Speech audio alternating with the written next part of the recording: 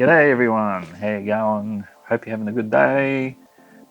We have another repair job that's come in, this computer here. This computer is actually the brother of the lady that brought in that super dusty PC that we've worked on a couple of times now. So this is the brother's one, and after I worked on his sister's computer, she was so impressed with my work that he's decided he needs to bring it into me, and he said it's just running a bit slow. Basically, he said it hasn't really crashed a lot, it's just running slower than he thought it should.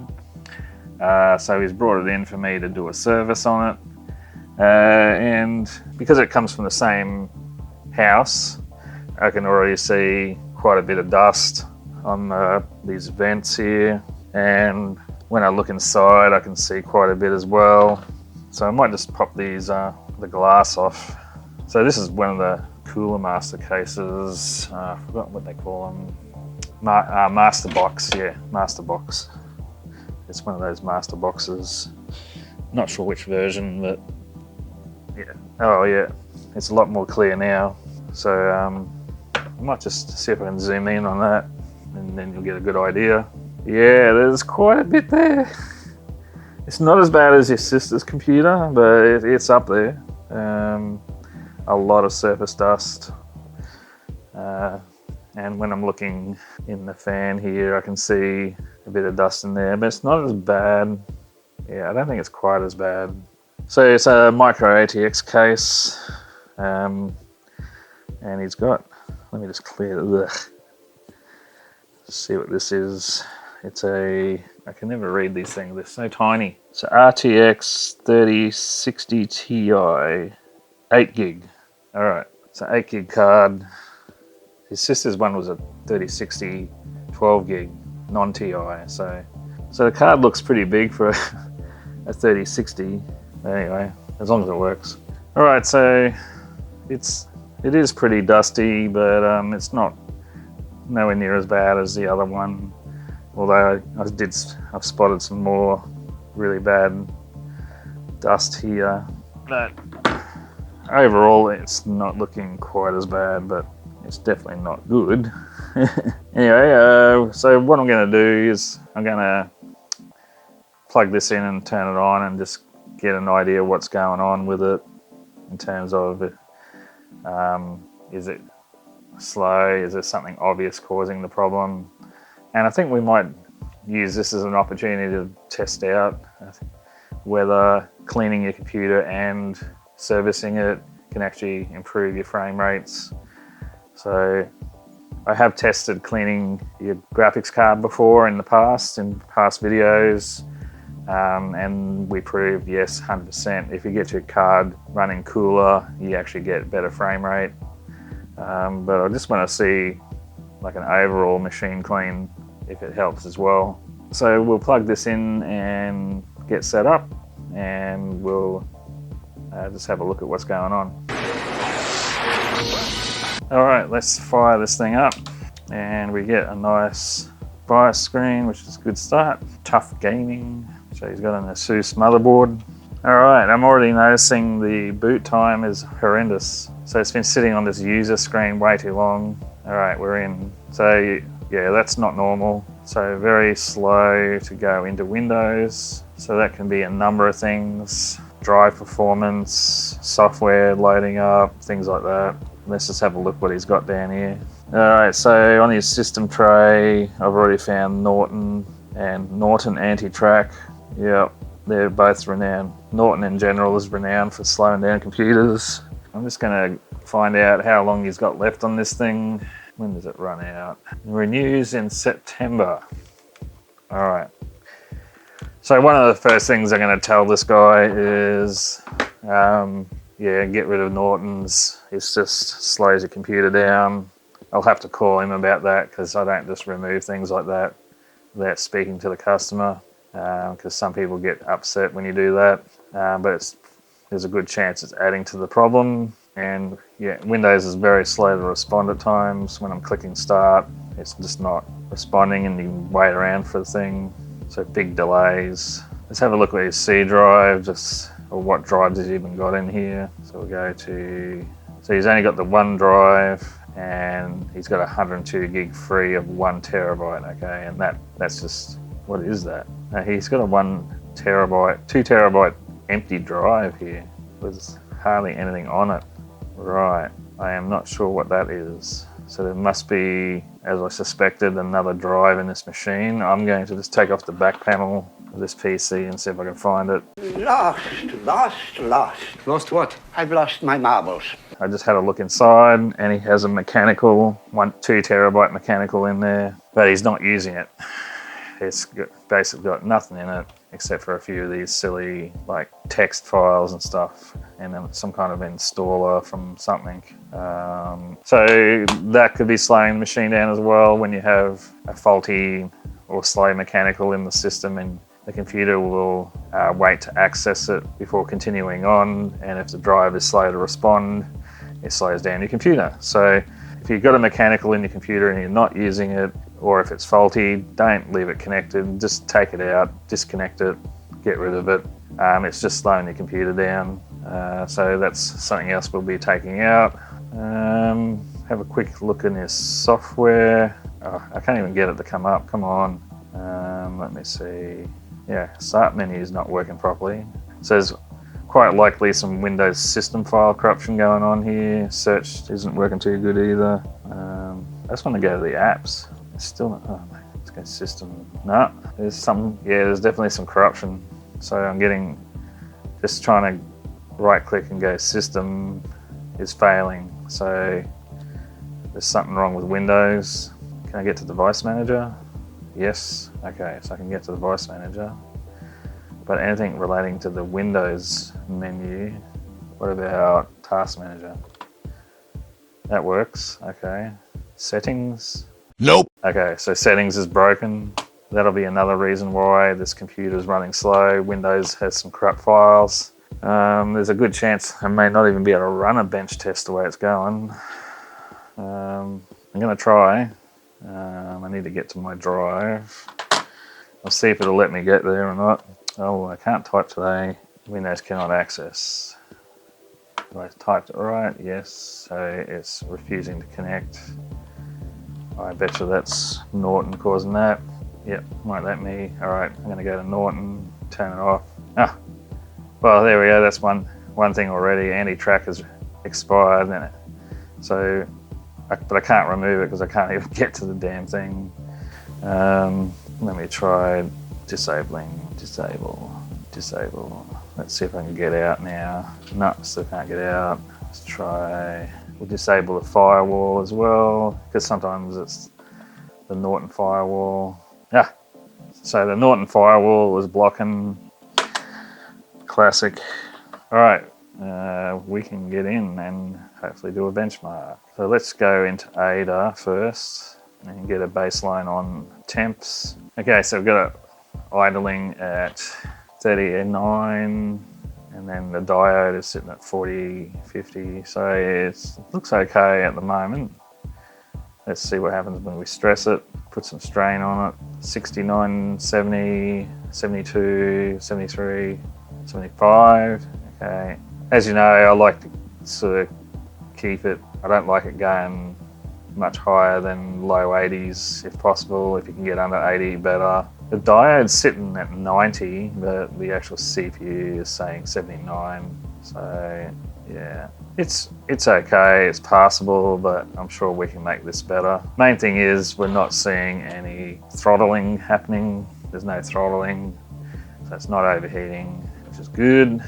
I'll stop that. I'm gonna load up Valley as well as Superposition, because Valley allows me to check the graphics card while it's running, whereas Superposition does not allow that. So Valley is good for testing 3D heat, just basically heat while running a game, and just check your graphics card isn't overheating. But I'm thinking so far it's a mashup of Norton, mechanical hard drive, dust, and Windows corruption.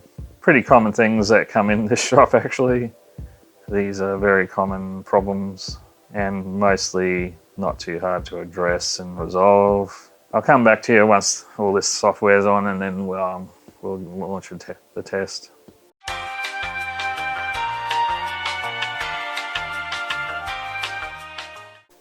Okay, I got Unigine Valley going now, and it allows me to watch temperatures while it's running. So I'm looking at the GPU, and so far the hotspot versus the GPU is only about 11 degrees difference. And something interesting just started happening. The fans on the GPU started spinning up, and one of them's making a noise. Don't know if you can hear that. There it is. So one of them's got a grinding noise of some sort.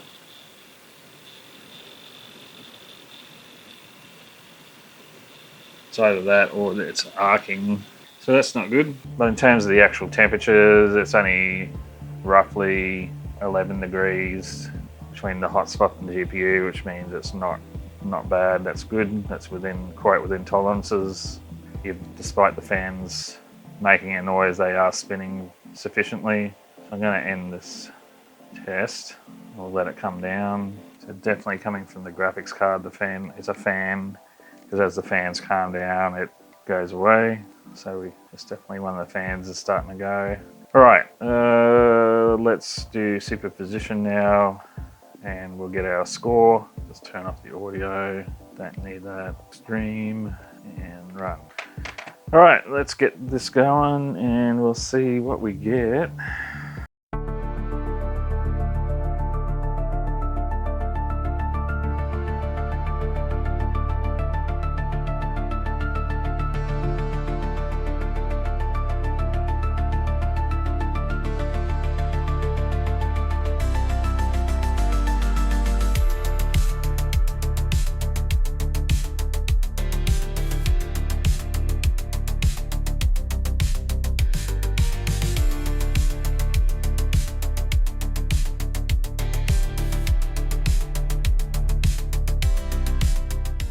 So we have a 7060. So, and a max frame of 71 and an average of 52.8. So yeah, all right. It's definitely a 3060 Ti with 8 gig, and it's a Ryzen 5 3600, which is identical to his sister's computer. So they bought the same CPU at the time they bought, and he just bought a 8 gig card instead of the 12 gig, but he got a TI version, and she had a non-TI 12 gig. Alrighty, so yeah, this is a 3600 series DDR4. So we have a few things to address. So basically I'll contact him first about the Nortons, and then if he's happy to take it off, I'll do that, and then we can start dusting, cleaning up, repairing Windows, take that drive out, take the mechanical drive out, and then put it all back together and update driver's BIOS. These are all the things I'm going to be doing. So, and then we'll see if we get a bigger score. All right, come back to you soon. I do not suppose you could have sped things up. All right, I just spoke to the customer, and we've got the green light to get rid of Nortons, get rid of the mechanical drive, pull it apart, dust it, do what's necessary to get it all working. So we're going to get into it now. We'll take the graphics card out, we'll take the heatsink off here, pull it apart enough that I can dust it out, and we'll give it a good dust out, and we'll put it back together with new MX6 thermal paste, and then we'll start addressing the problems with Windows. I noticed too, just before, that he's grabbed it by the front here and he's bent the front mesh, so I might try and fix his mesh up, make it look better. Let's get into it. Okay guys, I just got the heatsink off, and when I took it off, the paste is just hard, like it's turned into something hard, and when I looked down on the actual CPU, it looked like there's almost nothing on it. The only bit that stayed on was this one little bit in the middle, so that paste was either barely on or it's just gone so rock hard it just came off. But you can see quite a bit of dust around it. I'm actually surprised the CPU didn't get hotter than it was with it like that. But yeah, we'll fix that up.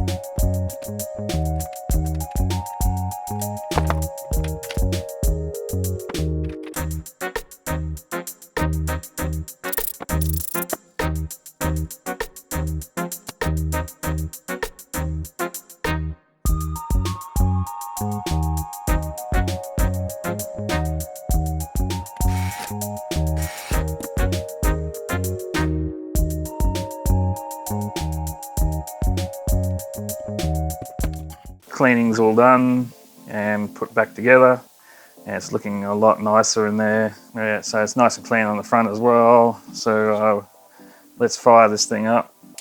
Helps if I turn it on. And it works first go after cleaning. Nice. I'll probably do the BIOS last. Oh no, I won't have to because he doesn't have a pin, so it'll work. So we'll see if it goes in a little bit quicker this time, or whether it still hangs. Yeah, it's still got the hang. Oh, that was better. No, that was better. That was better. So by doing that small clean and removing the drive, we've already improved things to start with. Let's just quickly go in and check. Oh, start button's working. Interesting. It wouldn't work last time, eh?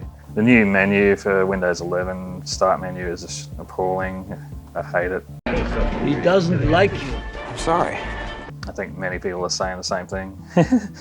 All right, so let's see. Yep, so Norton is already blocking my connection to my server. So the next task I'm going to do is just get rid of Norton's, because it is, now that the menus are working, that's really weird.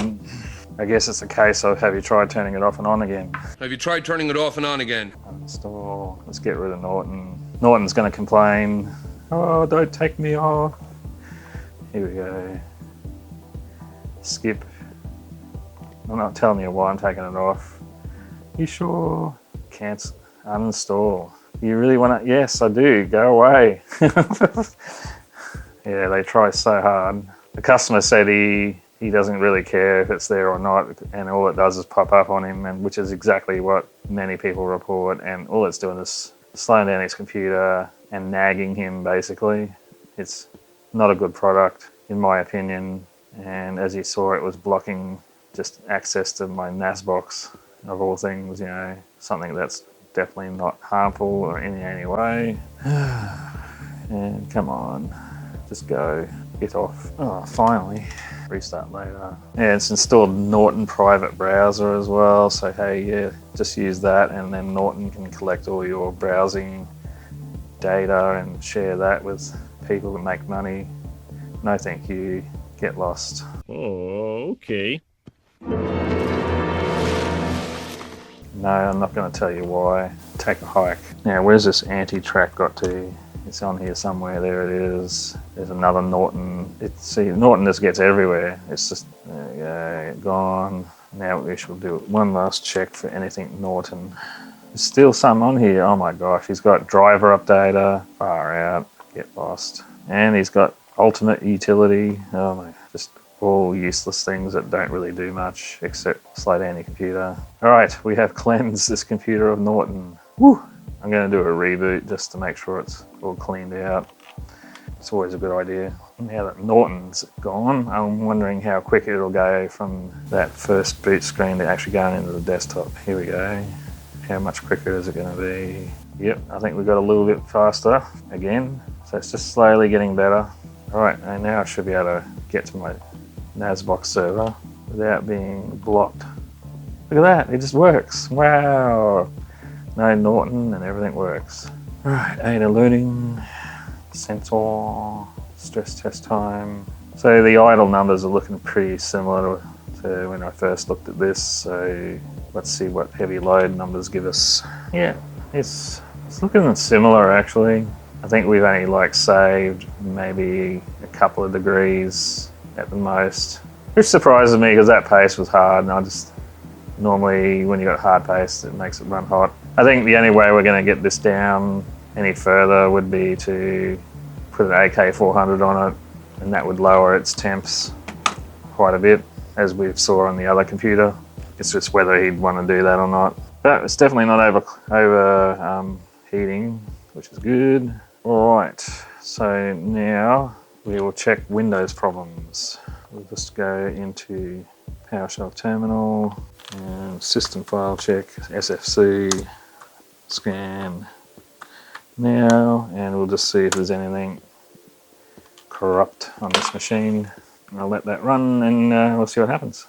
A few moments later. And yep, as I suspected, we've got some corrupt system files, but Windows has been able to fix those.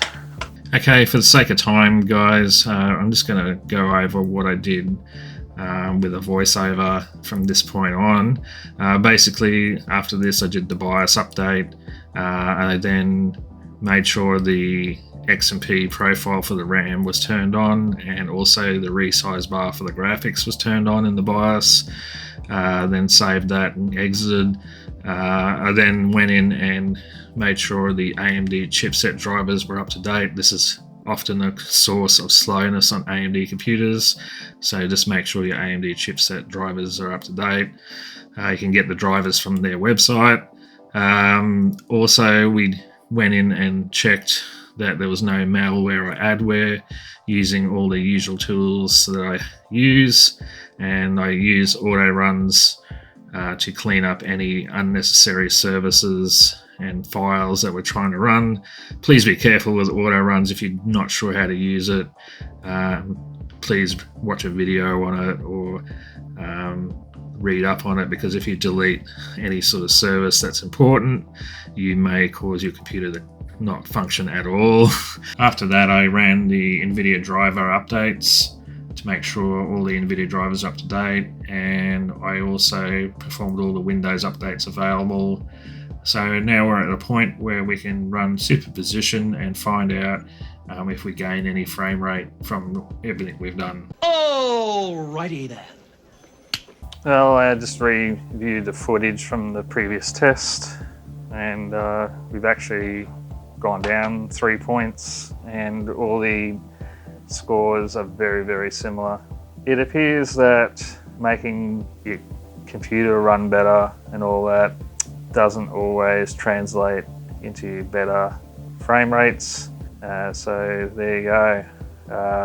But we've proven in previous videos though, if you get your temperatures down on your graphics card, you do get better frame rates because it can clock up a bit more and give you more performance. But in this particular computer, other than making Windows a lot smoother, it hasn't really affected gaming results. But when you're using the computer, it's going to feel a lot better for everyday tasks, and it's going to be a lot smoother to open and close apps and run all that sort of stuff. So generally just makes Windows snappier and launch things quicker. But when it comes to the actual graphical performance, it's not going to give you much of a boost. That doesn't mean because we didn't get a graphical boost in your games, you shouldn't tidy up your computer and keep it running well.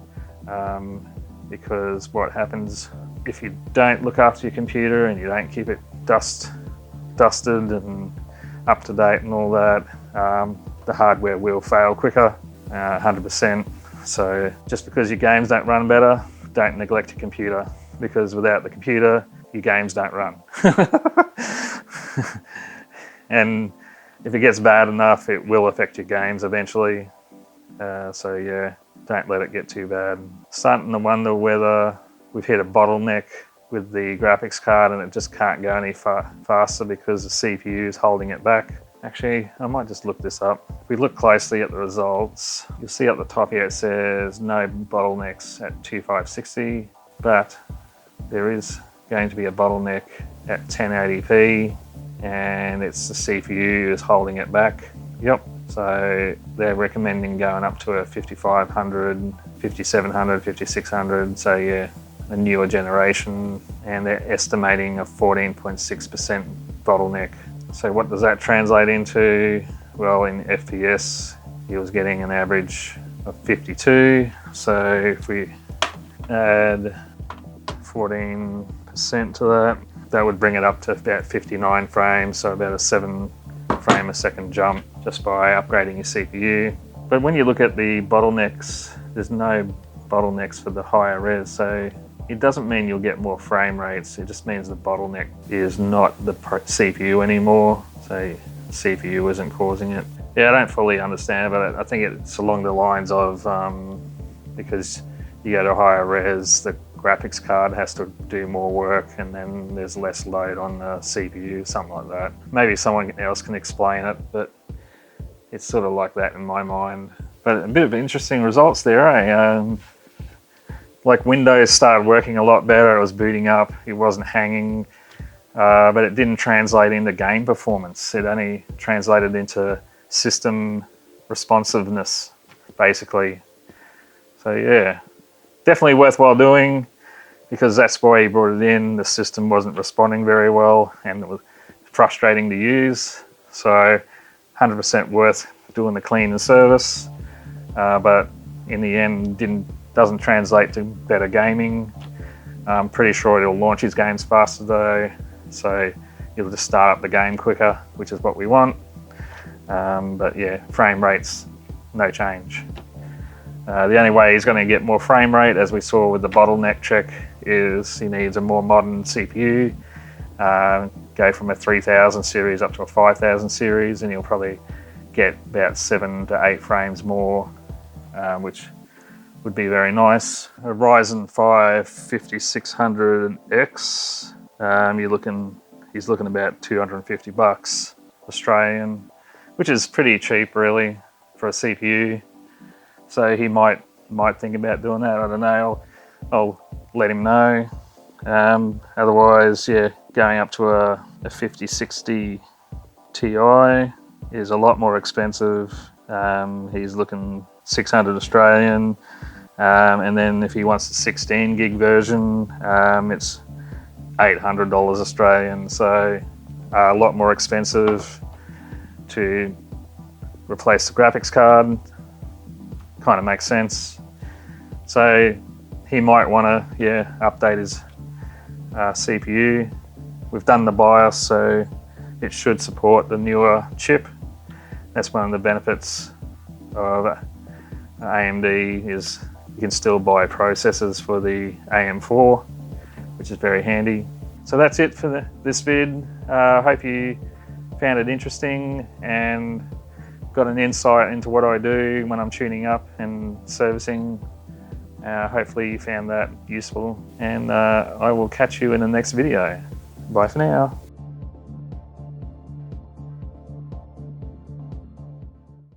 You're still here? It's over. Go home.